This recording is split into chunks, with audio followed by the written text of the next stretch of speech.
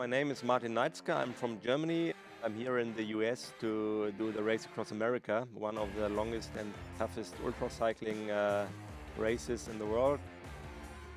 I always was like a sporty person, and that I started like road cycling was like in the 1990s when the German cyclists were pretty successful in Tour de France, and some friends started road cycling, so I bought a really old steel frame and started.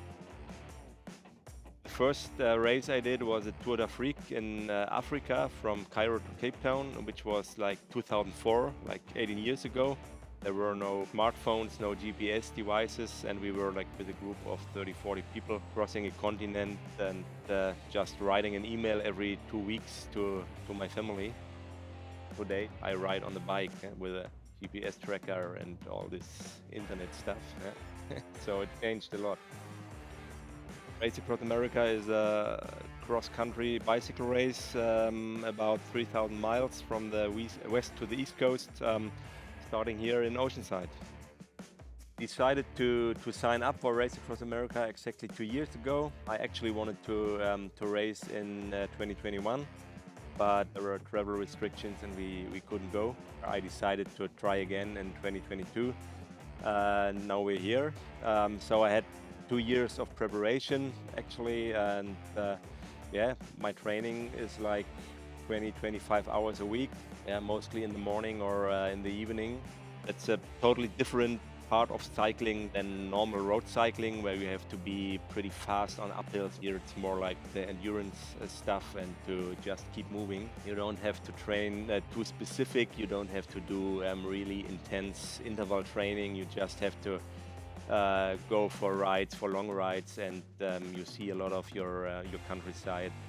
Communication between my follow vehicle and me is crucial, so it's the most important that we can talk about everything, and it's really important to talk about it as soon as possible, to let them know that they can prepare for any solution and that they can give me instructions about the route, where I have to turn right or left, and to remind me to eat, to drink.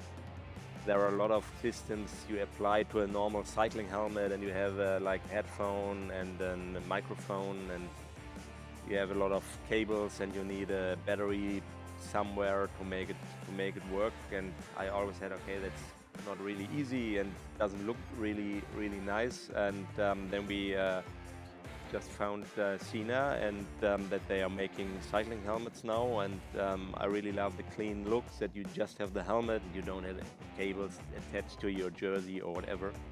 We choose the Sena R1 helmets to have an easy way to communicate, which helps a lot. Before we started using a system like the Sena helmet, I always had to raise my hand that my follow vehicle comes right beside me, that we can talk. Inside of the follow vehicle, my crew is using the SF4 interface to make the connection to my helmet, so it's an easy way to just push one button on my helmet or on the SF4, so we can do the connection and start talking.